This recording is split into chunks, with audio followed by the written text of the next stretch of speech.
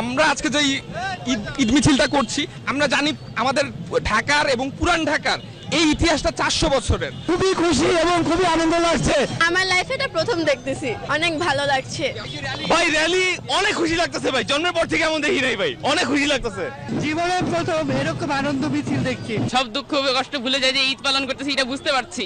আমার 48 বছরে যত ঈদের সবচেয়ে শ্রেষ্ঠ ঈদ। কিন্তু ঈদ নিয়ে যে র্যালি, এটা আমরা এই প্রথম দেখছি আর কি জীবনে। নতুন উপদেষ্টা যারা আছে তাদেরকে ধন্যবাদ আমাদেরকে এত সুন্দর একটা ঈদ উপহার দেওয়ার জন্য। আমরা প্রত্যেক বছর এরকম আনন্দ র্যালি চাই।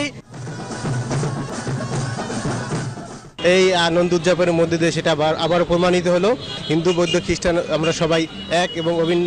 বাংলা সালতানাত এবং বাঙালির যে পুরাতন ঐতিহ্য, মোগল সালতানাত, এগুলোর ইতিহাস আসলে পাওয়া যায় না। আমার এক্সপ্রেশন আলহামদুলিল্লাহ খুবই ভালো, আমি আসলে ভাষায় প্রকাশ করতে পারবো না। তো এই যে নতুন একটা পরিবেশ পাচ্ছি, এরকম চাই আমরা সব সময় আরো থাকুক। আমরা এই আনন্দ প্রতি বছর চাই। সবাইকে জানাই ঈদের শুভেচ্ছা, ঈদ মুবারক। আমরা ঢাকার যেই ঐতিহ্যবাহী ঈদ মিছিল, সেটা হয়তো কয়েক 100 বছর পর আবার আয়োজন করতে সক্ষম হয়েছি।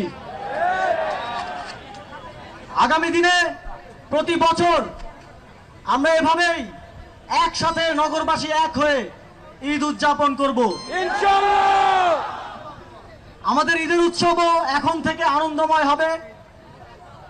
ঘরে বসে টিভি দেখে আর দিন কাটবে না, সবাই একসাথে ঈদ মিছিল করব, ঈদের মেলা উপভোগ করব, সবাই একে অপরের সাথে সুখ দুঃখ সব ভাগ বাটোয়ারা করে নেব।